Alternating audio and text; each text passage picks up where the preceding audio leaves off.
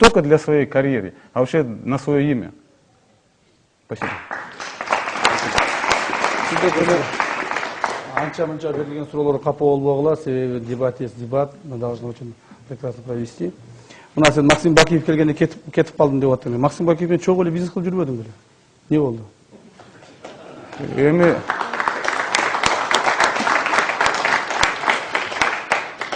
Эми урматтуу камчыбек, Максим Бакиев менен чогуу кылган бизнести сен өзүң жакшы билет болушуң керек. Өзүң кандай кылгансың бизнести? Мен болсо 2006 жылы Бакиевке каршы чыгып туруп, аянтка кыйкырып, конституцияны кабыл алганда, сен болсо парламенттен туруп алып туруп конституцияны өзгөрттүң, ошол себептен Бакиев бүгүн бийликтен кетти. 2006 жылдан баштап, сен айтпайсың.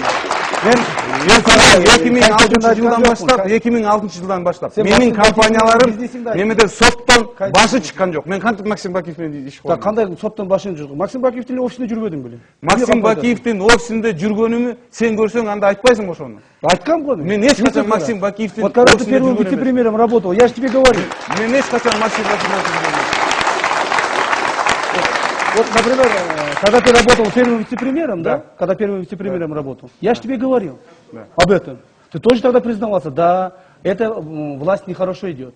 Ты признавался. Мы с тобой разговаривали насчет этого, правильно? Биз экөөбүз Ошко учуп баратканда, мен сага айтканмын. Булардын иши болбой калды. Мындай дегенде сен мени колдогонсуң. Анан кийин барып туруп кучак Максим Бакиевдин тоюна бардым. Анан дагы бир суроо. Нурбек, досум, дагы бир суроо. Мына айтып атпайсыңбы? Жанагы мен иштедим деп өтө кыска мөөнөт иштедиң. Туура жаман иштеген жоксуң, жакшы иштедиң. Эч кандай претензия жок. Бирок мен бир суроо бар да. Кечээ күнү мен алайда жолугушууда Нура айылынын элдери мага суроо берди да. Курган үйүңөрдүн сырты урай баштады.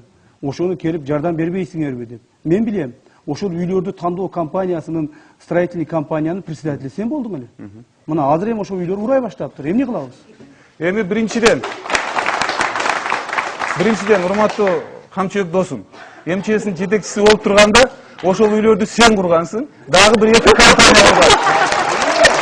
Эми мындай. МЧС, вот мен жооп берип коеюн. Мына жок. Сен мына көрдүңбү? Өтө кыска убакыт иштеген үчүн даже ким курганын билбейт экенсиң. Биз эч качан үй курган эмеспиз. Биз ал жерде жол курдук, электроэнергия курдук, спортзал курдук, баня курдук.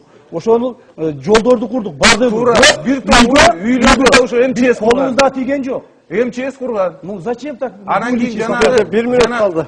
Зачем двуличие показывать? Если МЧС руками не трогал, вот симметричный у меня коллектив имеется. Симметричный коллектив у меня имеется. МЧС ни одного дома там не строил.